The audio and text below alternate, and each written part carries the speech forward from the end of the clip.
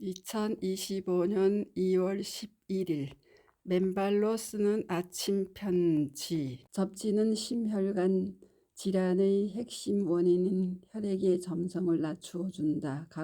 가로 3 가로. 좋은 아침입니다.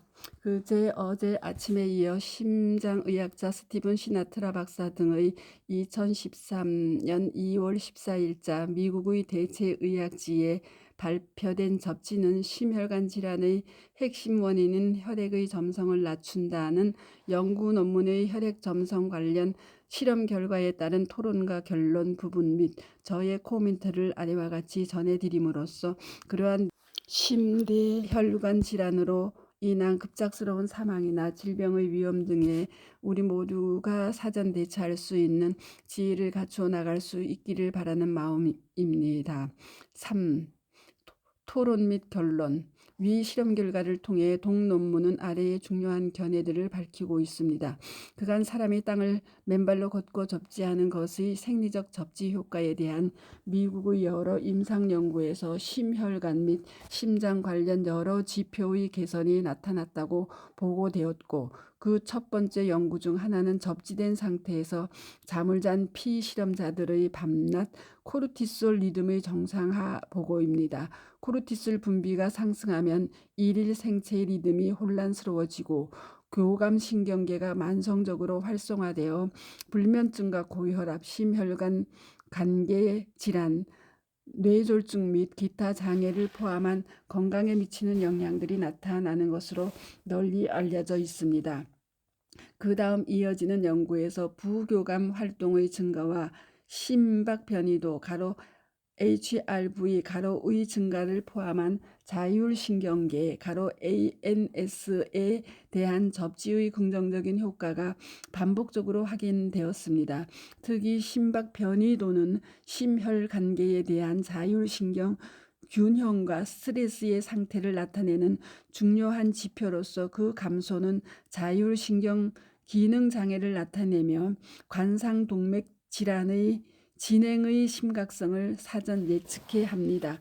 그래서 단지 땅을 밟는 접지하는 일만으로도 심혈관계 질병들의 치유를 위한 기본 건강 전략으로 활용될 수 있으며, 특히 자율신경계의 긴장이 높은 사람이나 혈압이 높은 분들에게 추천할 수 있다고 동 논문은 기술하고 있습니다.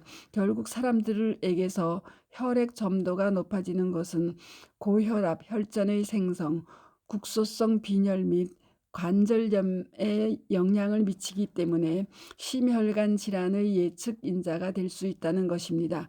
그러나 불행하게도 혈액 점도는 잊혀진 위험 요소가 되었으며 임상 실습에서 거의 측정되지 않고 있습니다.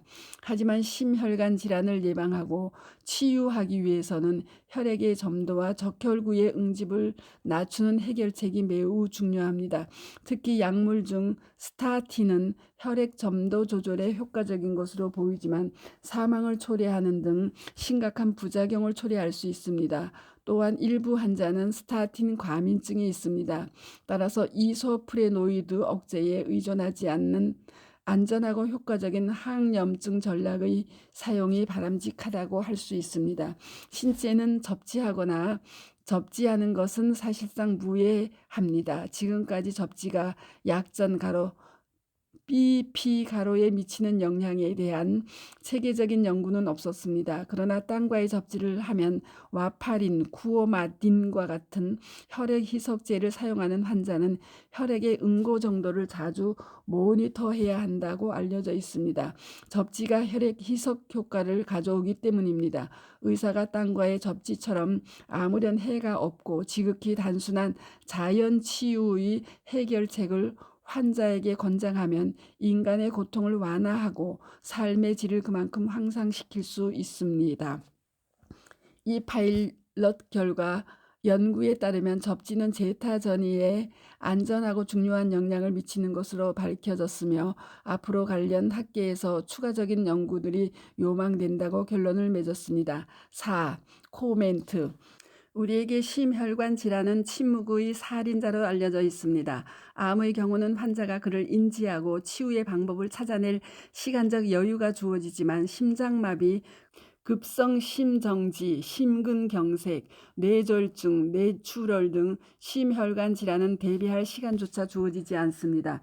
잠을 자는 동안 어느 순간 들이닥쳐 응급처치를 할 시간조차 없이 바로 생명을 앗아가거나 설령 응급조치를 취하더라도 그 후유증이 심대하여 반신이 마비되거나 평생 식물인간으로 살아가는 경우도 허다합니다. 며칠 전 송강사 방장 75세 현병 스님의 돌연한 뇌출혈로 인한 사망, 41세 작곡가 신사동 호랭이의 갑작스러운 죽음, 지난해 가수 현미, 그 전해 영화배우 강수연 씨의 하룻밤 새 죽음, 또 몇 년 전 고 이건희 회장님의 갑작스런 심장마비와 그로부터 6년간 식물인간으로 사시다가 돌아가신 허망하고 안타까운 일들이 다 그러합니다. 그래서 우리는 그러한 심혈관 질환에 충분한 대비가 필요합니다. 그 대비란 어떻게 우리의 혈액을 맑고 묽게 유지하느냐의 문제입니다.